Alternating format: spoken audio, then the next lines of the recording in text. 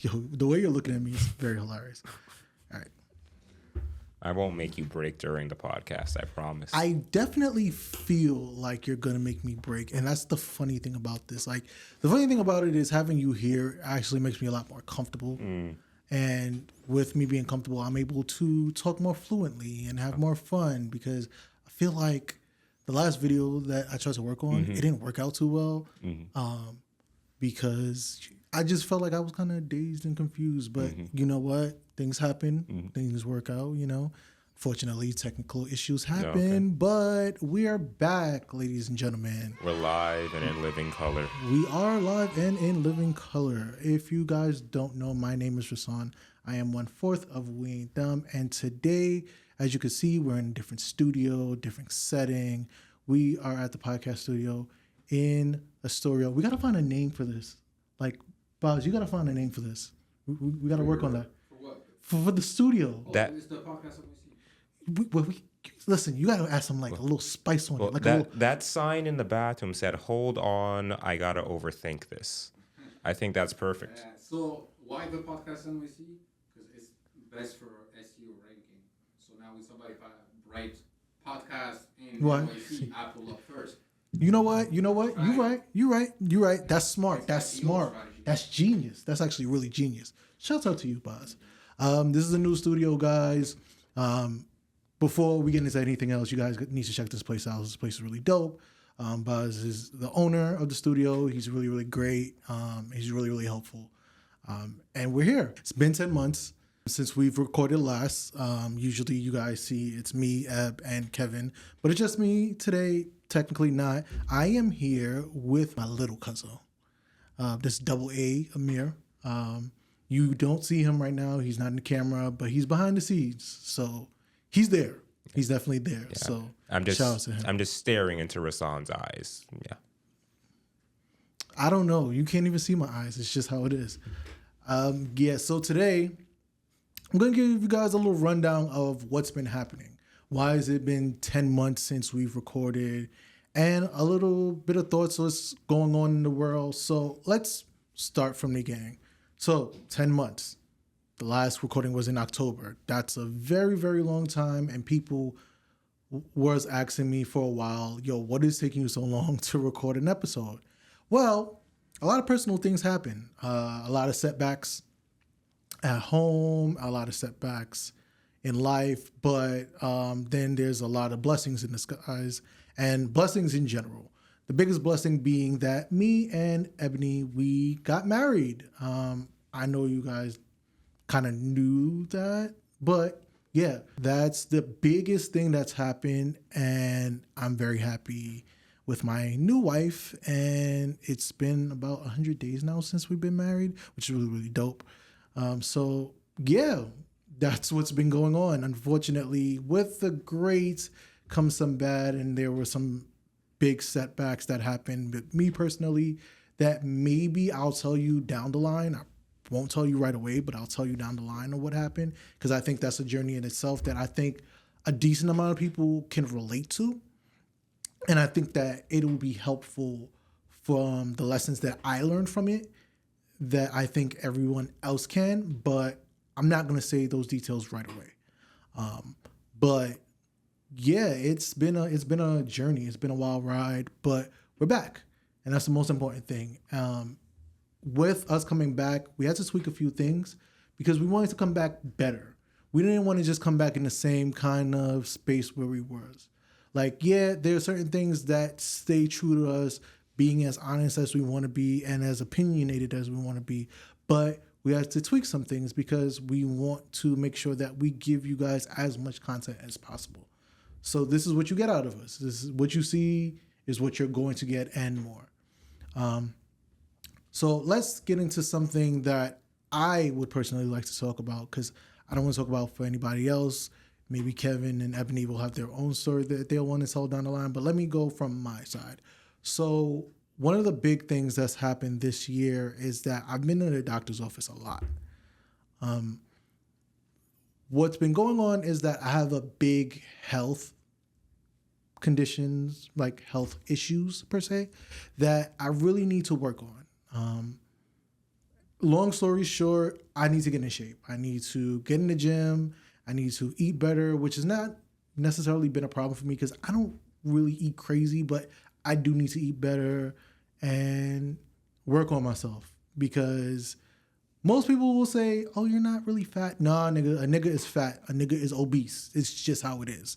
But I'm working to get better because in hindsight, in the future, I want to be there for a long term to enjoy my marriage and enjoy the fact that I'll have kids soon and enjoy the fact that I'll have to chase them up and down because kids have a lot of energy and we all know this. So it's important for me to have the cardio, have the capabilities to be able to move around freely without feeling like I have to catch a heart attack or feeling like I'm going through a lot of pain or feeling like I'm wheezing or feeling like I'm stressed out. I don't want to have to go through that, and I don't, most importantly, want to have to see my friends, my family, and most importantly, my wife see that kind of stuff. So it's very important for me to get in shape and get in a better place physically. Down the line, you guys will probably see me as I go through this journey, and after 6 months, I'll give you guys a little rundown on how I feel, how everything's going. Maybe not do 6 months. Maybe I'll do 3 months. I'll do 3 months. I'll do 6 months, 9 months to the year. I'll show you guys how I feel and how everything's going. And I want to be able to encourage people as much as possible because I know it's hard from a certain standpoint. Your plan for this, is this going to be like your own thing? Like you're setting like a meal plan for yourself, a workout regimen for yourself, or are you getting any outside help? So I have a nutritionist. So my nutritionist so far has helped me in seeing certain things, what I can eat, what I can't eat, what I need to stop doing, and how I layer things out. I think the most important thing is that when you're trying to eat a certain way, you can't just go cold turkey. That's the one thing that my nutritionist told me. He was like, you just have to slowly cut down on things. You can't just, completely go. It can work, it can, but for bigger people, it's not as easy. So you have to find alternatives, find substitutions, and slowly work your way to a point where you can eventually stop with the certain habits that you have. So yeah, I have a plan. Workout plans, it's weird. So when I was younger, I used to work out a lot. And I used to be in the gym a lot. So I pretty much know what I have to do. I just have to do it. I think the big thing with most people is that like you know what you want to do, know what you have to do, but the problem is you just have a problem getting there. You have a problem like getting to the gym. You have a problem eating these certain things, especially when you have different things. You have work issues, you have home issues, you have all these different things. And it may not be issues, but all these things layer up and you have all these tasks to do that at one point you may not have the chance to go to a supermarket and get the healthy things that you need and take your time to make sure that you meal prep and meal plan and things like that. So I think one of those things is like willpower and consistency that people have to eventually learn. And that's something I definitely have to learn, is how to do those things, because once you start, the main thing is the starting point. Is once you get to that starting point, it gets better over time to become better at the end of the day. Like it is one day at a time, one step at a time. You go into the gym, you're going for 20 minutes, and then you're good. Then eventually you go up, you go to 40 minutes, then you go for an hour. People go for an hour and a half, 2 hours. That's their preference. But start at 20 minutes and then you just keep going from there.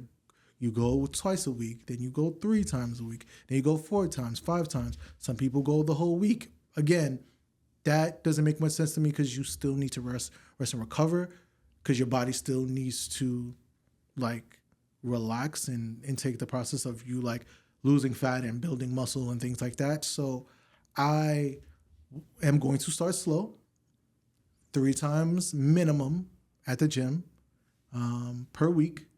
and make sure that I am doing the best things possible. One of the funniest things is that my therapist, he got at me. He really did get at me. He was like, Rasan, it doesn't make sense for you personally, right?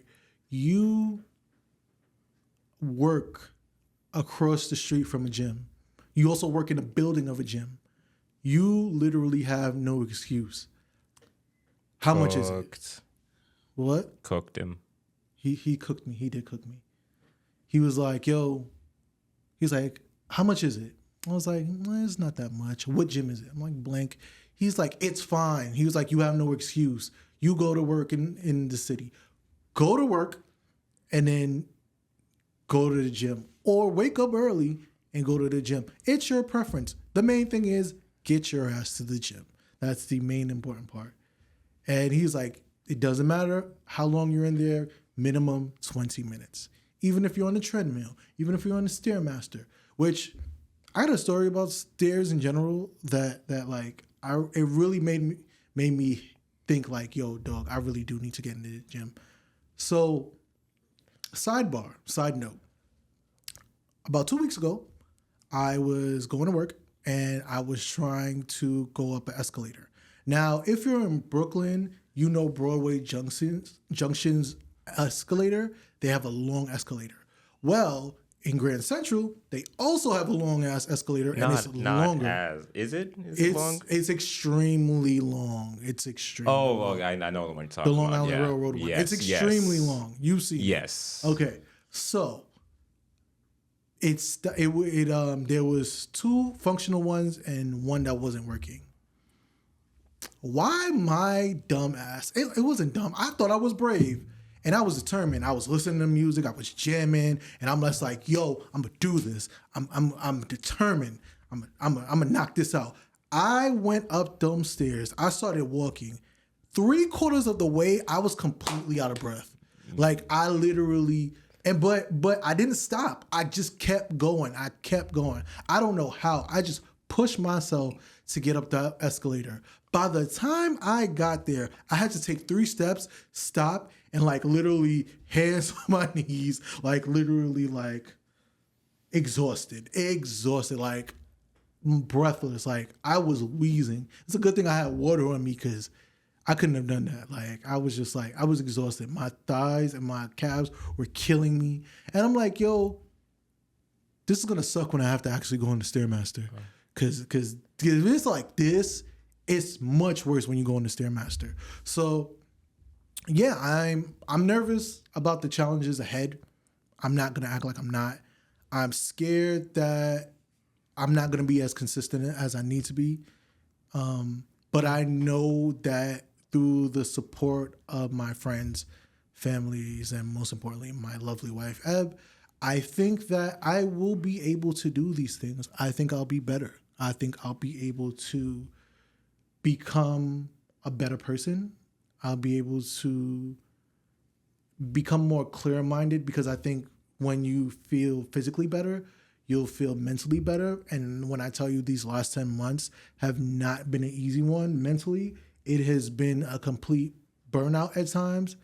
And I don't think it's from work. I love where I work, so it's not that. I just think that mentally with everything that happens, it just it takes a toll on you.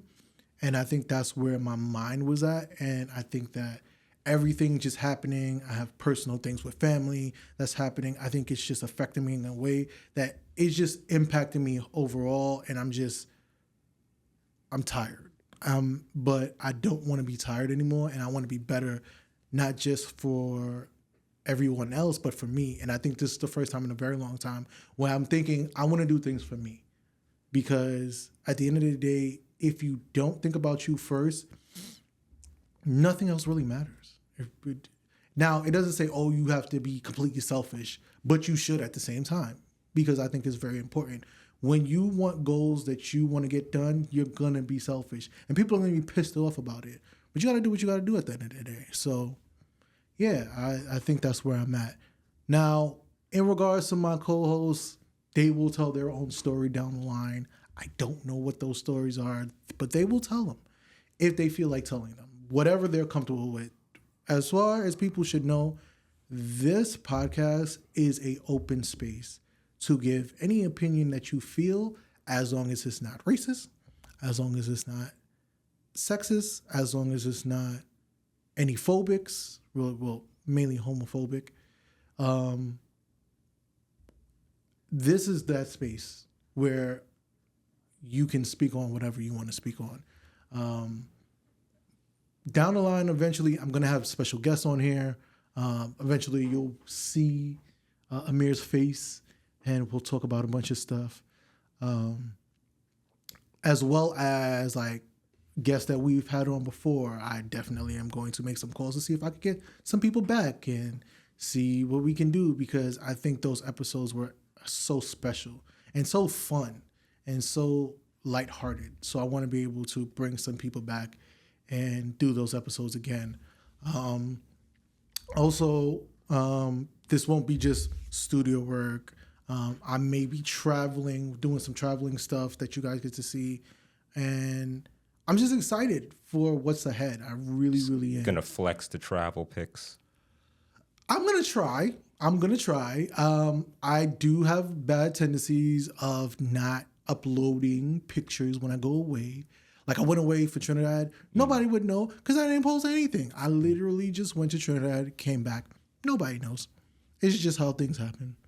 So me becoming better at that, of course, and the content that I'm going to be making shorts, making reels, all that stuff. You guys are going to see all of that stuff. I'm going to be doing my best to make sure that I'm on top of my game with that stuff, because I think this is a journey that we all can enjoy together. And speaking of together, guys, we've been through a lot these past 7 months that hasn't really been talked about. Well, it has been, but I haven't gotten my chance to talk about it. So I have my handy dandy notebook.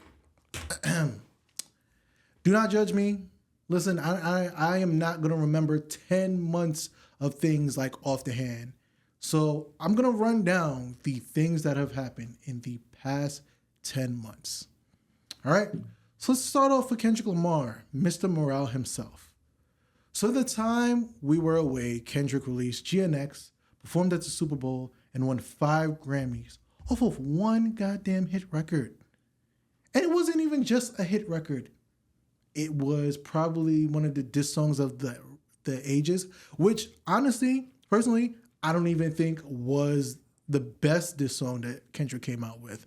I will still say to this day that I think it's Euphoria, but, you know, to each his own. What do you think that says about the ability for one to harness hatred? I think it says that I must hate you a lot. Mm-hmm. I must hate everything about you. I must hate your fucking existence. Like, I really, really can't stand you. And eventually there is going to be a person that I talk about later on that I really can't stand. Yeah. So I'm going to get back to that. But the diss track will be dropped, ladies and gentlemen. It's not a diss track. It might be. Who knows? I'm not a rapper, but, you know. So, yeah, he won 5 Grammys. And now he's currently on tour. I think he took a break a little bit. So he's been on a roll. This man, Kendrick, I just have one serious question. You not tired, bro? Like, you not tired at all? Like, I know you must be tired going on this masterclass of a victory lap that you're on. Like, I really, really think that it just shows the levels of where this man is. Now, speaking of a masterclass, let's talk about his op, who's currently taking a masterclass of L's. Aubrey. Damn, homie. In Degrassi, you was the man, homie. What the fuck happened to you? Well, 2024 happened and 2025 is currently happening. You giving out lawsuits, my nigga? Lawsuits? And you can say what you want to, it's UMG and all that. No. Lawsuits, my nigga, in big 2025 over a diss record? Yo, that man must have hurt your soul. Like, he really must have. Like, I can't even explain how bad this is. Like, it's like as bad as buying a Tupac Death Row Records chain and finding out that it's not the authentic. Wait a minute, you did that too. Yo, this is crazy. This is madness. This is really chaotic. Now, am I saying that the chain is fake? No. You have the money. I think that you have the right jewelers to get it, but do I think it's an authentic version of it? No. There's a difference. There's a difference to something being real and something being authentic, right? Like, I can have a real shirt, a real Kobe jersey, right? I can have a real Kobe jersey, but then the signature on it is not Kobe's. It could just be somebody that says, oh yeah, I got it signed by Kobe, and somebody just faked the signature. So that's pretty much what it could be. Like, it's hilarious, like, how things work for you. And now I heard you a podcaster now, bro. You a podcaster now, bro. Why would one do that? I mean, listen, somebody got, you got to pay for legal fees somehow. Listen, ain't nothing wrong with that. Listen, the good news for you, sir, is that you have a big supporting cast in your OV hoes. So you'll be fine. You will be fine. You will make those legal fees very quickly, because as long as the OV hoes around, you'll be able to do your best. So there goes that with Drake. So good luck to you with your podcasting career. My best suggestion to you is literally let people miss you, because I think that's your problem. You don't let people miss you, so shit is just chaotic with you. But you live and you learn, I guess. And sometimes it's just delusion in this world. Oh, speaking of delusion, sorry, I'm on the topic of delusion. Let's talk about your bodyguard. No, we're not talking about the one that had the weird case, Baca. We're talking about your other bodyguard who has a brother and a husband who has a weird case. We're talking about Nicki Minaj. So, Nicki, I don't understand you, dog. Like, you got beef with everybody. You got beef with Top from TDE, you have beef with SZA, you have beef with Doechii, you have beef with Meg Thee Stallion, you have beef with Jay-Z, you have beef with Roc Nation, you have beef with Lotto, Des Bryant, the moon, the stars, the sky, hell, even a butcher that gives you the beef, you got beef with them. Like, at this point, dog, why is that necessary? Like, it's weird because you're beefing with them. They are not beefing with you. This is literally the definition of a one-sided beef. You're talking and nobody's responding. And if they respond, it's to the bare minimum. And then they just say, well, it's pointless. It's pointless to talk to you. So they don't even talk to you anymore. They just let it be. So you're literally talking to a brick wall. Well, a bunch of brick walls. At this point, you're literally talking directly in the face of like a Manhattan skyscraper, because that's the length of beef that you have with yourself right now. That's crazy to me. Now, I will say that luckily for you, just like Drake, you have your fandom and you got your allies. So you got the Barbs. The Barbs. You look at you guys, the Barbs. You guys will defend her with anything. It's crazy. But you know what? I heard you got new allies. Look at you getting new allies. I heard you got allies with the FBI. That's crazy. But yeah, all power to you, Nicki. But if I had the best advice for you, I would say go seek a therapist. But you'd probably beef with your therapist, so that probably doesn't make sense either. So stay off social media. It's better for your mental state, I guess. You know what's crazy to me? I always think about it. It's like fandom, right? Fandom will put you in a crazy place. Like Lil Wayne, your fandom, they protested hard for you at the Super Bowl, but now look at you. You came out with a whole album this year. Who is talking about your album? Nobody. Nobody's talking about your album. Your album conversation lasted 3 days, and it was about how terrible it was. And then you went on tour and you did a concert in Detroit a couple days ago, and people left early. They walked out your show, and you thought that you could do the Super Bowl. Listen, I am a fan of your older music, like the Carter 3 and shit. But Wayne, I think that you need to take time, work on some cardio or something, work on something, because it's not clicking. Certain things are not clicking. So I really can't say much about you.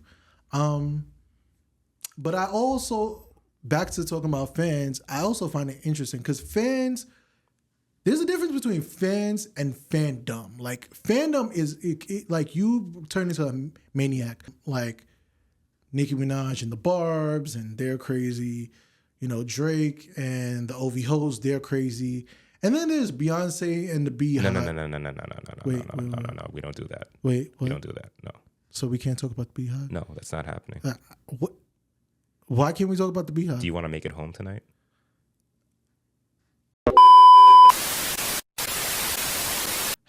Here is a formal apology to the Beehive.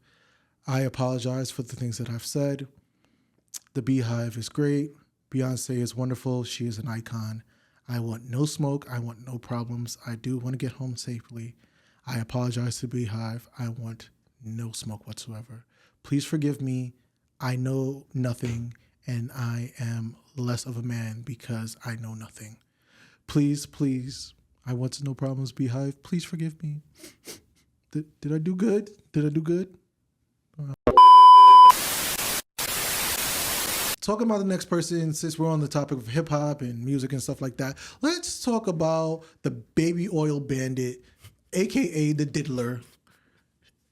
And you could call him many names. He has so many names, it's ridiculous. Sean. I'm gonna call you Sean because your mama named you Sean. So Sean, here's my problem with you, right? My problem with you is that you are a lucky ass nigga. I've never seen somebody so lucky. Either you are lucky or the prosecutors that did your case are dumb as fuck.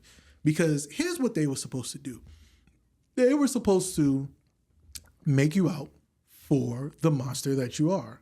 But instead, they just made you look like a fucking freaky frog. Like, that's all they did. Like, they made you look like a freaky ass nigga that loves some baby oil.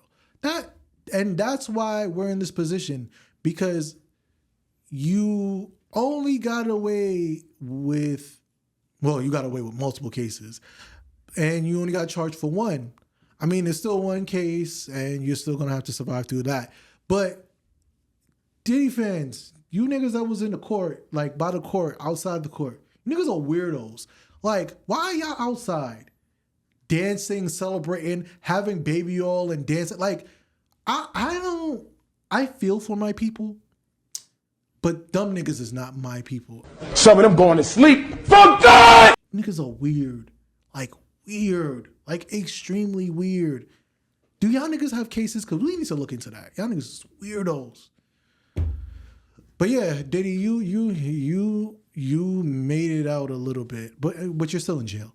You're gonna get sentenced in October. So, you know, for all cases, I guess since you like to go both ways, I guess enjoy dropping the soap. I guess. Yeah, so yeah, enjoy dropping the soap. Now, on a good note, Clipse is back with music. Tyler, the creator, came out with an album. Jid came out with an album.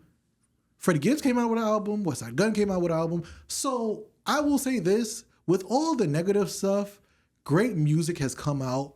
So it's been a very, very big blessing in the month of August and the month of July. It's been nothing but fun music. So I'm very, very happy. Shouts out to you guys, especially Clipse. We've missed you guys. You guys are taking too fucking long to be doing the shit that you doing. Pusha, you already know. You that nigga. But no malice, man. No malice. You really showed up and showed out. Like I don't know, man. Your bars was hitting. Your bars made me want to cry, bro. And I will say one of the more like heart touching songs is Birds Don't Sing. Like it's a really, really that's a great intro song. Heard a lot of great intro songs, but that to me, in my opinion, is one of my favorite intro songs on an album ever. It's really just shows a lot of emotion. So shouts out to you guys. Oh, Chance the Rapper came out with an album. So shouts out to Chance. It's a great time in hip hop, I will say. It's a great time to be a hip hop fan. So like I really can't say enough. But shouts out to everybody. I feel like you're over there, you want to say something. You gotta No, but the musicians, I mean, you've roasted like damn near everybody. I mean, there's nothing left. There's no fish left to fry. I mean, I didn't roast everybody. I gave credit where credit is due. Because I'll say this much. For the people that I did say stuff about, except the Diddler, like their music, when it was good, it was good. I'm not going to discredit Drake and say all his music sucked. It didn't. At one point, it was great. Nicki Minaj had great music. Lil Wayne had great music. The problem is they got sucked into this little abyss that they can't get their heads out of. Like, it's really, really bad. Like, you really want to see the best for people, but you start to realize that sometimes their ego won't let them become better people. So what can I say about that? why do you think that is? You think that's just what a younger generation of talents, or? But they're not young. They're like, Nicki Minaj is older. She's in her 40s. No, but I mean, like, do you think that there's just a younger generation of talents coming up behind them? I think in the case of Nicki Minaj, that's the case. I think for Drake, that's not the case. I think Drake is the quite the opposite. He'll jump on any bandwagon he can. As you can see, if there is a beat, he will find it. Afro beats, drill beats. If he wants to be Canadian one day, he'll be Canadian. If he wants to be Nigerian, he wants to be Nigerian one day. If he wants to be Jamaican, he'll be Jamaican. At this point, I am very much surprised that he has not come out with a folk song and a soca song. So we should not be surprised about these things. Like, I've said this before about Drake. He wants to be everything in the book. He literally wants to be the whole globe at this point. That's what his personality just tells. Like, if he could go to the Philippines and start rapping over there, he probably would. It's just how it is. Now, the thing is his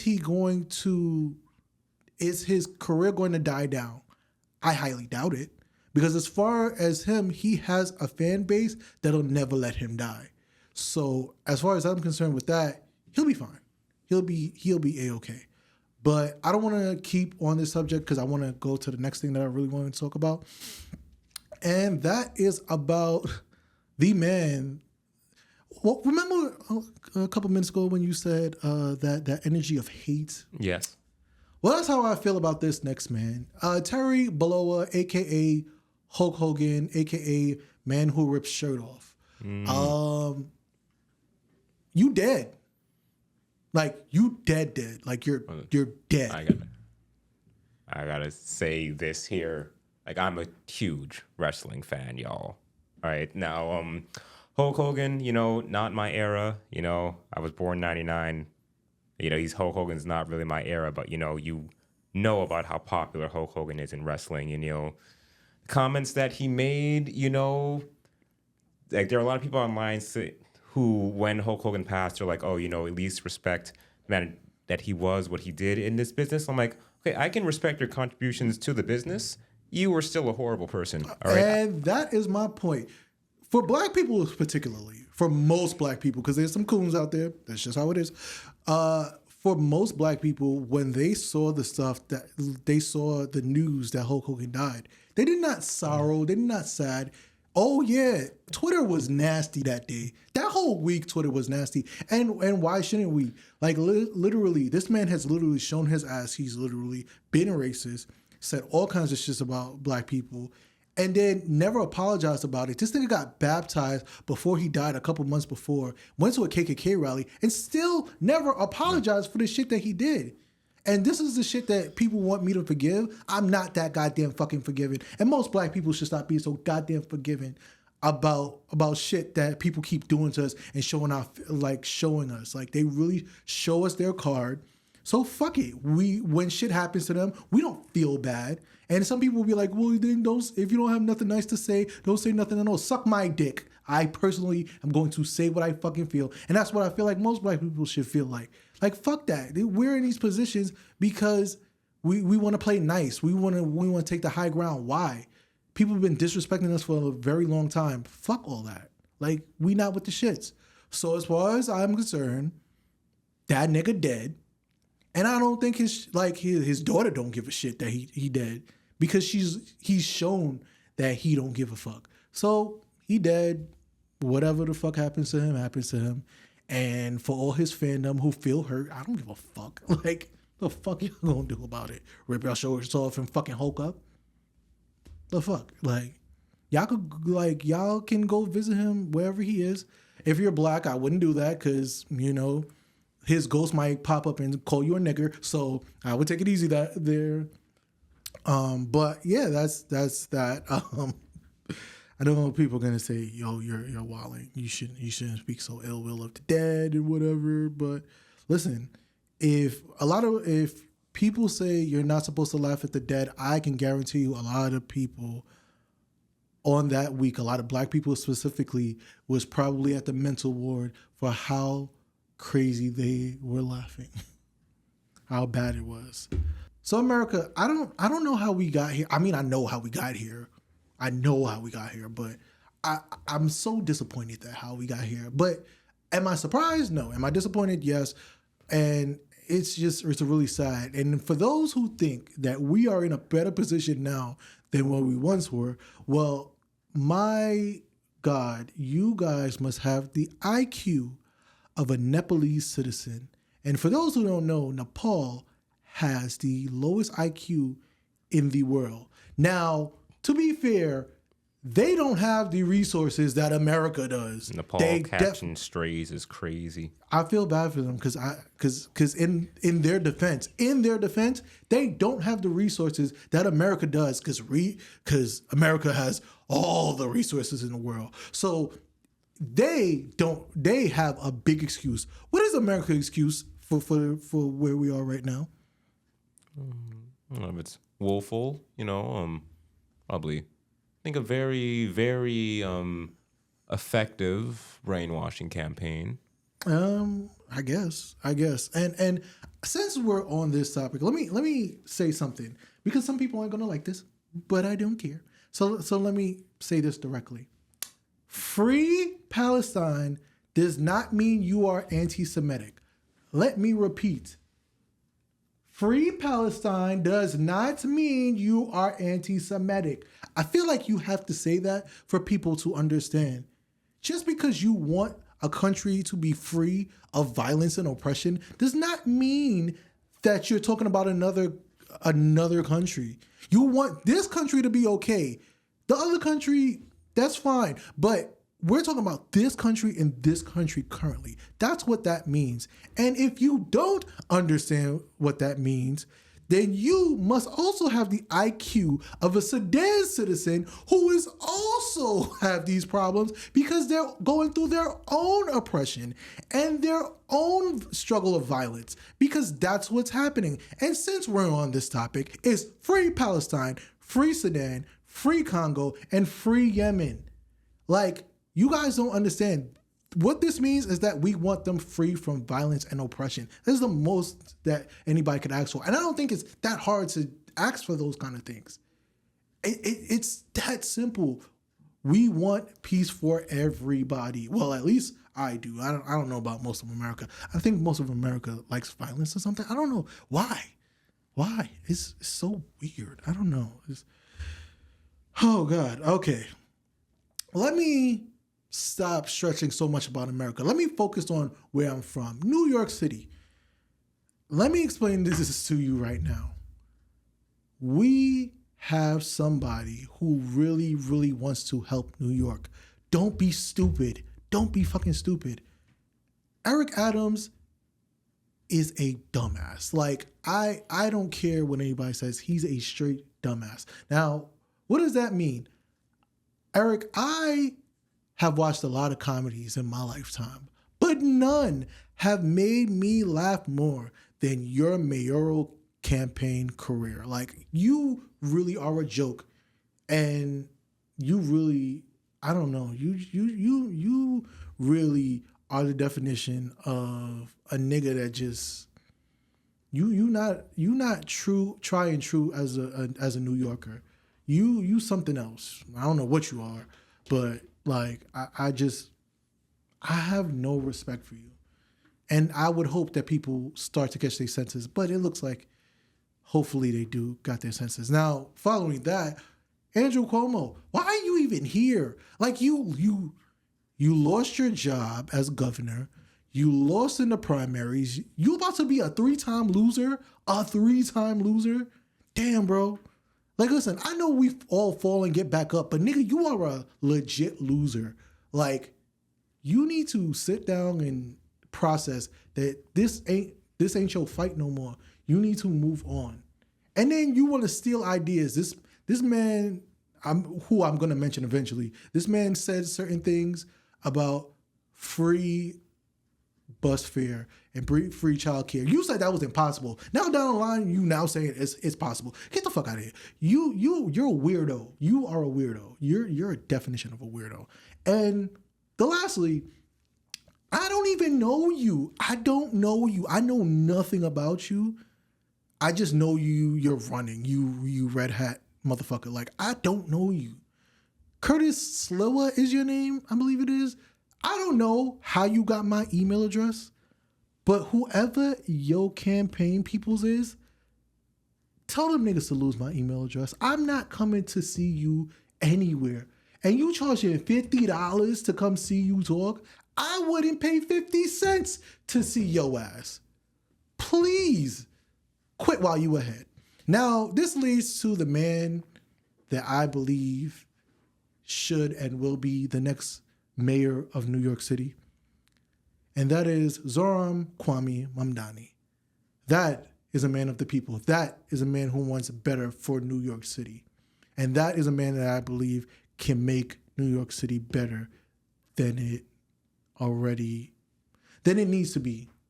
Because right now, we're getting pushed out. We're legit getting pushed out of our houses, our apartments, things like that. Like, so we really want to push for somebody who really actually gives a shit about New York City. And people get mad, because he lives in Astoria and he lives in a rent stabilized. Nigga, if I was in his position, I would do the same thing. Like, yeah, I'm confused. You get mad that a person wants to save the money that they have? Are you dumb? Like, are you dumb? I don't. And for the millionaires that's talking about, oh yeah, we're gonna leave. No, you're not. You're not gonna leave. You're not. You're just gonna stay put. Just stay your ass put. It is what it is. That's that. And while I'm at it, I want to give a shout out to somebody because I really need to talk about you, sir. This man, I'm always speechless when I hear you talk because it's like you sound good, but I don't think you're legit sometimes. So I'm just really weird about you. So Dr. Umar Ifatunde Aguntade Johnson, like I don't know. I have a slight respect for you, but you also are very weird. Like you just very interesting. Like you black. I will say that you black. But in the same sense, you feel like you're a scammer because I'm gonna be honest with you, Dr. Umar, we still waiting for that school, brother. We are still waiting for that school, brother. Have y'all seen the front of this building? This man has a mural of Frederick Douglass, Marcus Garvey, I think it's Toussaint is one of them. I forgot the fourth person. And he's standing in the front, like, with a Black Lives Matter sign on him. Like, he is the chosen one. Like, get the fuck out of here, bro. Like, it's been about 5-6 years. You've gotten the money for the school, it does not take that long. It does not take much more funding for a school to be made. So I think you're bullshitting. I really think you're bullshitting. So I hope to be wrong, because what you're doing is you're giving kids hope and you're giving Black people hope, and you're being a false prophet. And nothing is worse than a false prophet. So that's all I really have to say. I feel like there's something else I need to say. Oh, Shannon Sharp, real quick with you. Nigga, there's a Caribbean saying that who don't listen will feel. And Monique warned you, Lil Yachty warned you, Cat Williams warned you. All these motherfuckers warned you. Stay in your old ass lane. All you had to do was talk to an older woman. But nah. You just had to get them youngins. Now look at you. You out of a job.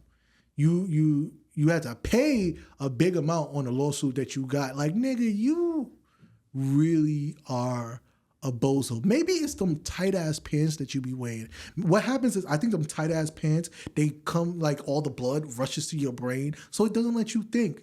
Cause I don't think you dumb. Somewhat. I don't think you completely dumb, but you it's a disappointment.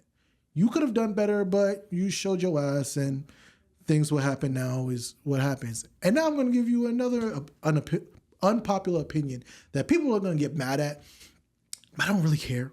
Caitlin Clark fans, you guys are going to be mad at me when I say this. Here's the truth about Caitlin Clark. She is a great WNBA player. However, she has not shown improve her worth because she can't stay healthy. That is big. You cannot help your team if you cannot stay healthy. She can't be a phenom if she can't stay healthy. That's the big problem with her. Eventually, I'm not going to say any ill will towards Caitlin Clark because I want her to be phenomenal. Her being phenomenal helps everybody. When Steph, as a Warriors fan, when Steph Curry was hurt, it didn't help the team. It hurt the team. As a Warriors fan. As a legit this guy. What? Sure, that was easy for you being a Warriors fan, right? It was. It very much was. And this is prior to Steph. I was in the We Believe 2006 when Baron Davis and Latrell Sprewell was on the Warriors. So check your tone with me, dog. Mm-hmm. So yeah, I was there with the Steph Curry time when it was Steph Curry and Monte Ellis, and Steph couldn't stay healthy. But when Steph was healthy, that's when 4 rings came. Yes, you could say KD and all this stuff, but that when Steph was there and Steph was healthy, 4 rings came. If the Fever want to win, Caitlin Clark has to be healthy. You Caitlin Clark fans, you have to realize she's not a phenom unless she can be healthy for a whole season. Yes, you could take time off for a couple of days, but it's 40 games. You gotta be able to at least play 35 of those 40 games. You can't be injured. And I can't say, oh yeah, don't be injured. That's not a reality. Because the human body is the human anatomy is just a weird thing. So injuries can happen. Things just happen that way. But when she's healthy, we could come back to this Caitlin Clark situation. But for right now, she's not a phenom. She's a great WNBA player, but she is no phenom as of yet. And I have to emphasize, not as of yet. Now, there's a few things that did happen that was really, really sad. Into wrapping up, Malcolm Jamal Warner, he passed away, which is really sad because for us as Black people, when we growing up, even though he was a dick, watching the Cosby Show and stuff like that, I even watched Malcolm and Eddie. I don't care. I was just one of those people. So seeing that he wasn't able to make it, it's really sad. And he was a really important figure in Black comedy in the 90s and even the early 2000s. He was just a very important figure. So it's really sad to see that he passed away. And I kind of want to end on this note. I want to end it with this message. Life is hard. Life is shitty. Things happen, but you got to keep rolling, got to keep pushing. I believe that it's easier said than done with all the things that's been happening in the world. But at the end of the day, just know that if you can hear this, somebody is there, somebody believes in you and believe that you can do amazing things in this world. I really, really want you guys to know that we are back. And we're not going to be gone for long. We're going to be releasing a lot of stuff. I have a short film in mind that I'm working on. Might take me a couple months, money and all that stuff, but we're working on it. It's fun. What?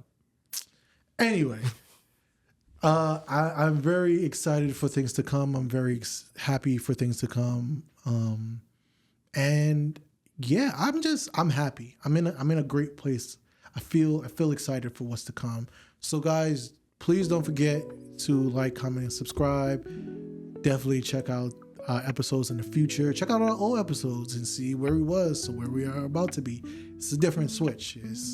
Things just are how they are. But for right now, I've been Rasan. Thank you to Amir. You are the man, 100 grand. I appreciate you being here. Yeah.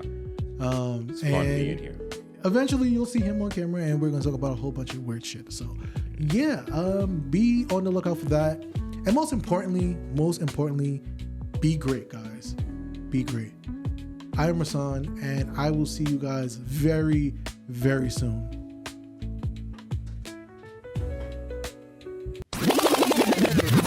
Wait, sorry. And welcome to It Comes With the Territory. Bye.